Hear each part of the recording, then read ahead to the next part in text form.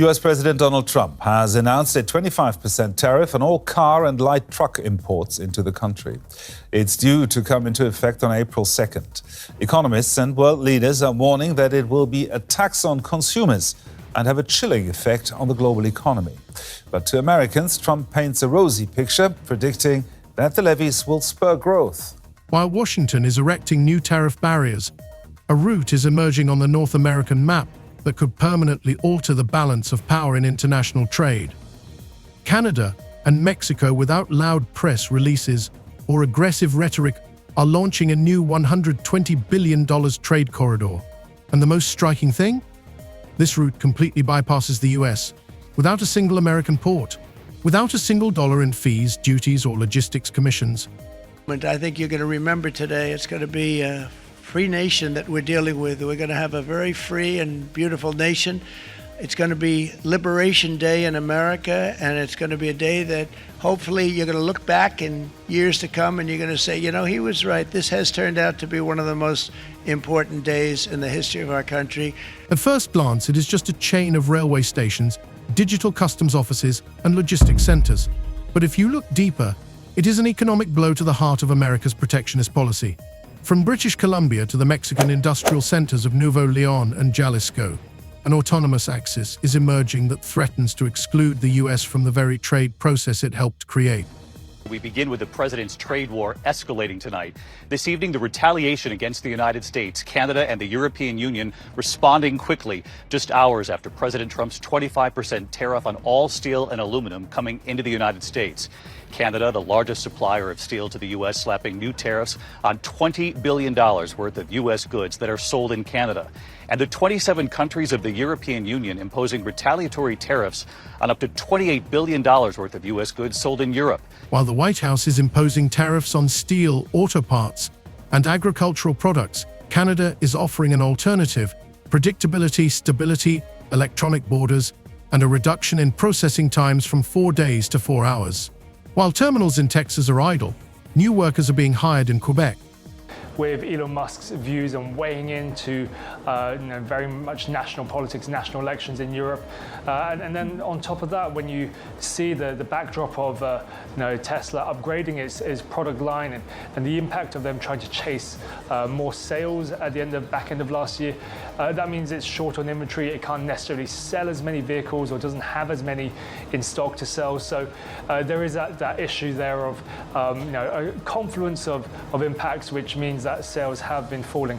Again, the question is how much more that will impact into February as well, given that the back end of last year, in 2024, Tesla sales did slip overall. While auto parts shipments are being cut in Detroit, new factories are opening in Toronto. This is not just a detour, it is a complete redrawing of the continent's logistics map. For the first time in decades, Canada and Mexico are building a strategic partnership without the US at its center. After Trump imposed those sweeping 25% tariffs on aluminum and steel imports, the European Union retaliating with tariffs on up to $28 billion of U.S. goods. Trump making it clear this isn't over, vowing to respond in kind with sweeping retaliatory tariffs early next month. The former hub is now becoming an outside observer. Just think about it. Today, 15 million tons of cargo pass through Canada and Mexico every year, bypassing US borders.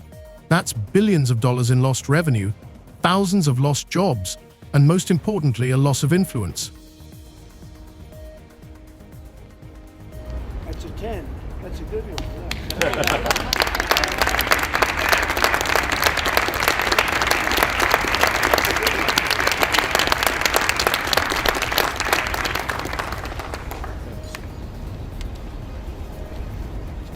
Is this a temporary shift or a new reality? What will happen to American factories, logistics companies, and entire regions that have lived off transcontinental trade for decades? And who will emerge victorious in this quiet revolution? After weeks of whiplash, Trump threatening tariffs, imposing some, and walking back others, many Americans are feeling the uncertainty. In Swisher, Iowa, distillery owner Jeff Quint says it's paralyzing. The bourbon industry is going to be collateral damage in this tariff war. I don't really think there's any way around that. And he's not alone. Tonight, the majority of Americans, 61%, now say they disapprove of how the president is handling tariffs. 56% say they disapprove of his handling of the economy overall. But the president has dismissed those concerns tonight, saying he has the right to change course. Today, we will tell you how the US, without even realizing it, handed control of North American trade to Canada, how Mexican exports bypass Arizona and go directly to Ontario, how Chinese goods now reach Mexico without touching a single US port, and why Ottawa's silence has been louder than all of Trump's speeches. Ready? The higher the tariff, the more likely it is that the company will come into the United States and build a factory in the United States so it doesn't have to pay the tariff. That will take many, as you know, that will take many years.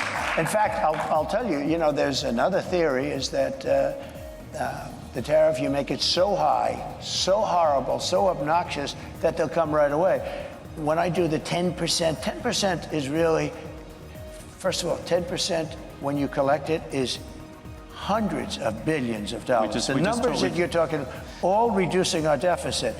But really, so there's two ways of looking at a tariff.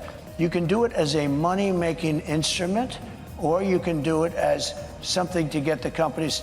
Now, if you want the companies to come in. If you think this is just another round of trade disputes, think again. This is the beginning of a new economic geography. And in this game, it's not the one who shouts the loudest who wins, but the one who builds the quietest. And police in Italy are investigating possible arson after a fire destroyed more than a dozen Tesla vehicles. Elon Musk is calling the incident at a Rome dealership terrorism. This comes as Tesla has been the target of recent protests around the world. While the White House was discussing new tariffs and further sanctions against foreign goods, something far more dangerous for the US economy was emerging across the border, a quiet but powerful trade alliance in which the US is no longer the main player.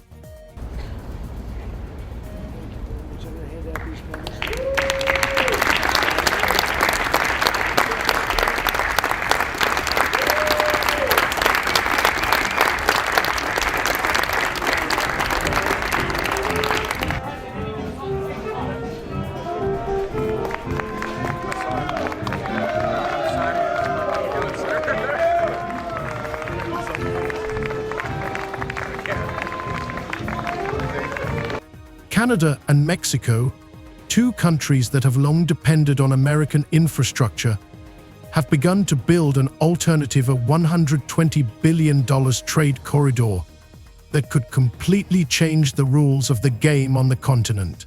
No rallies, no political statements, no tape at the entrance, just routes, containers, and calculations. And most importantly, the US is no longer needed on this route. There's been a lot of on and off, some inconsistency. There's no inconsistency. I'm not like a block that just, I won't delay. It's called flexibility. It's not called inconsistency. It's called flexibility.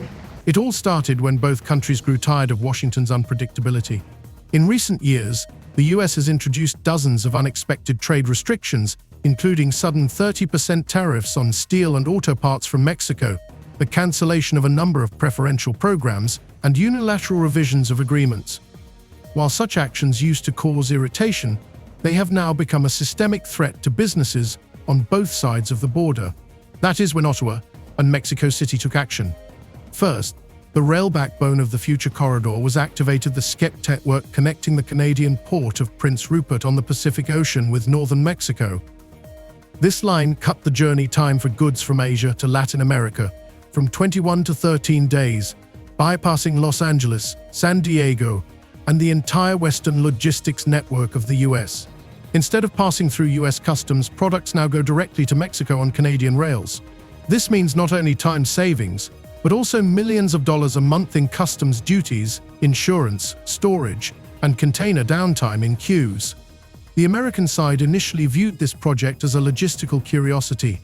Washington believed that no chain could replace the geographical role of the US. But everything changed when the first large shipments of equipment passed through Prince Rupert, followed by electronics, then cars from South Korea, then containers with fabrics, spare parts, and raw materials. By 2025, cargo traffic through this corridor had increased by 46%, and layoffs began in Buffalo, Chicago, and Houston. The next step was the digitization of the border. Mexico and Canada introduced a blockchain platform for cargo inspection. Customs procedures that used to take up to 72 hours now take 4 to 6 hours. There are no paper declarations, no double checks, no unexpected random inspections. An algorithm knows where each item has been, what condition it was in when it arrived, and when it crossed the checkpoint. This has become inaccessible to American companies because the US refused to integrate into the system due to fears of losing digital sovereignty. The third element of the new corridor is the Eastern Ring, connecting the Canadian provinces of Quebec and Ontario with Mexican manufacturing centers. This part of the route has made it possible to avoid old hubs such as Detroit and Buffalo. In 2 years, freight traffic through Buffalo has dropped by 27%, and logistics companies there have started to close. One of the Canadian Transportation Commission's reports mentions that freight volume in Montreal has grown so much that they're already thinking about building a second terminal to work directly with Mexico. Meanwhile, logistics warehouses in Texas and Arizona began to empty. Companies that had previously earned millions servicing the north-south flow suddenly found themselves without orders. One employee at a hub in El Paso said that they had had to cut 40% of their staff in recent months. We were told that Mexico is now going to Canada, and there's nothing we can do about it. The most interesting part began when the Mexican authorities openly stated that the new route was not an alternative to the US, but an additional line of stability. But the market saw it differently. In the eyes of investors, Canada looked like a guaranteed anchor. No political upheavals, no sudden changes of course. Even Chinese and South Korean logistics operators began re-registering contracts to send cargo to Prince Rupert instead of Los Angeles. The situation took a particularly sensitive turn when it became clear that major car brands were beginning to adjust their production chains. Previously, the scheme looked like this. Parts were assembled in Mexico, final assembly took place in the US, and the finished product was exported to Canada and Europe. Now, Mexico does everything and sends the finished product directly to Canada. The US is simply being removed from the equation. According to estimates by the Cross-Border Logistics Research Center, in 1 year, the American automotive industry lost up to $18 billion in lost contracts. And this is just the beginning. All this does not look like a loud revolution. It is more like a slow but steady restructuring of the continent. No rallies, no flags, no threats. Canada and Mexico are simply building trains, ports, digital gateways, and the US still believes that its geography gives it immunity. But in a world where logistics has gone digital and a route is not a line on a map, but a set of interconnected decisions, borders alone are no longer enough. And in this new world, America risks finding itself not at the wheel, but on the sidelines. The American economy is used to being the central artery of North America. Countries have come and gone from trade agreements, governments have changed, but cargo has continued to flow through Texas, Illinois, and California. Today, however, these routes are increasingly exposed to the winds of change. While Canada and Mexico are integrating with each other like perfectly tuned gears, the US is losing not just cargo, it is losing status. According to estimates by the International Logistics Institute, over the past 2 years, about 6% of all land-based trade between Canada and Mexico is now carried out without US participation. That sounds like a small number, but in economic terms, it represents 15 million tons of products that used to feed American ports, warehouses, roads, fuel stations, customs agents, and thousands of workers throughout the logistics chain. Those tons are gone, and with them, the jobs. The first alarm bells began to ring in the south in Laredo, El Paso, and Tucson, where trucks used to queue for days. Parking lots are now half empty. One Texas truck driver said he made only 4 trips in March, instead of his usual 18. Companies began cutting shifts. Warehouses stopped buying in bulk. In northern Mexico, on the contrary, there was a surge of activity. Freight terminals in Nuevo León, Guanajuato, and Jalisco reported a 22% increase in turnover for the year. Where did this flow come from? The answer is simple. Now cargo is not going through the US, but directly from Canada. And this route turned out to be not only shorter and cheaper, but also more reliable. It looks like a transportation shift, but in reality, it is a fundamental restructuring of the entire regional economy. When one country begins to lose its role as a bridge, it is not only its revenue from duties and fees that collapses. Distribution centers, warehouses, and processing plants begin to close. This is exactly what is happening today in Illinois, Ohio, and Missouri. In St. Louis, according to the local transport operators union, 3 large logistics parks have closed in the last 12 months. Kansas City has seen a 19% decline in rail container loading. And in Buffalo, once considered the eastern gateway to Canada, freight traffic has fallen by almost a third. This is not just a crisis of demand. It is the result of routes now being diverted. Against the backdrop of the lull in the US, the opposite is true in Canada. Provinces that previously played a supporting role are beginning to flourish. In Ontario, logistics startups are opening every week, offering solutions based on AI, blockchain, and digital cargo tracking. In British Columbia, ports are operating around the clock. In Quebec, they have started hiring even those with no experience. Demand for warehouse workers, drivers, inspectors, and customs brokers is breaking records. Young professionals who previously left for the US in search of work are now returning because salaries in Canada's transportation sector have risen by 14% in just 6 months. And it's not just about the money. There is stability here. There are no sudden changes in regulations. There are no tariff wars. There are no political reshuffles that can overturn an entire business plan overnight. This stability is the reason why even small and medium-sized enterprises have begun to choose Canada as their main gateway to the international market. Companies that used to ship their products to Asia via Los Angeles or Seattle now send their cargo through Prince Rupert. And although few people talk about it openly, Canada is becoming a logistical anchor for Mexico, providing it with reliable access to world markets without interference from American bureaucracy. The whole system works like clockwork. A container from Shanghai arrives in Prince Rupert. From there, it goes to Ontario. Then it is transported by rail to Nouveau Leon. There, the goods are processed, packaged, and exported to South America or Europe. And all this without a single US customs post, without a single CBEP inspection, without a single dollar spent on US logistics.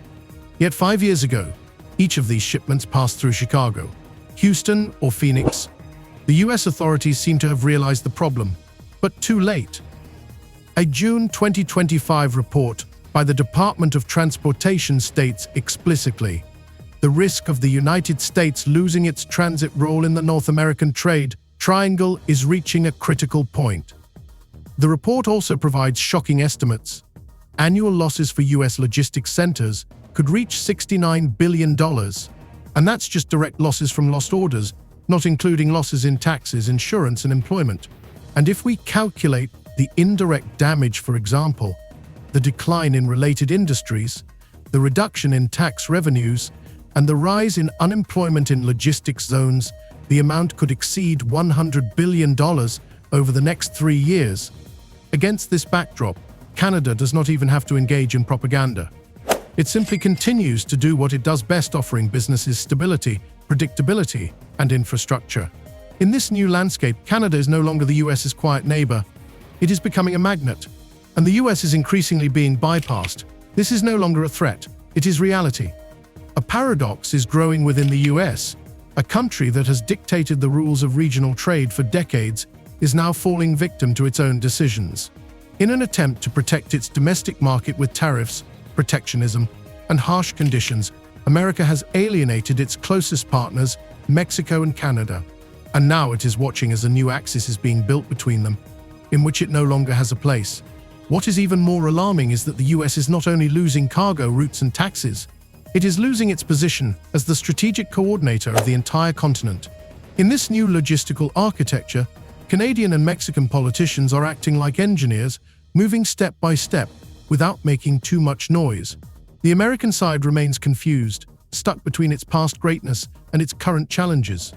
One of the most painful blows was the collapse of the auto industry. It was once a symbol of US industrial power.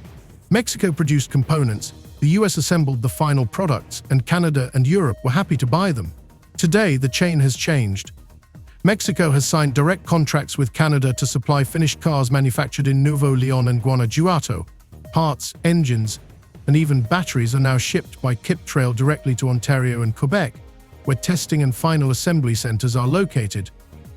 In the first 6 months of 2025, according to reports from the North American Automobile Manufacturers Association, the US lost up to $18.6 billion on these relocated supply chains alone.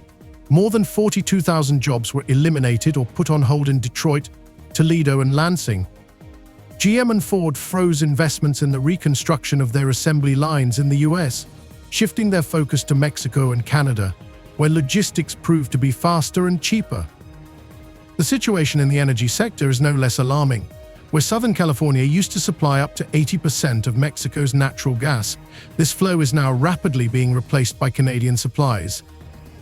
Thanks to new infrastructure connecting Canadian pipelines to Mexico's northern industrial centers, Canada exports more than 5 million tons of natural gas to the south each year, displacing American volumes.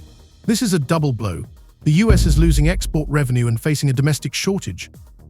Already in the second quarter of 2025, gas prices in Arizona and Nevada rose by 18%, and in some counties in New Mexico, the increases exceeded 30%. Small businesses, especially in the manufacturing sector, were on the brink. Bakeries, chemical laboratories, farm drying facilities, everything that depends on a stable energy supply is now facing rising costs.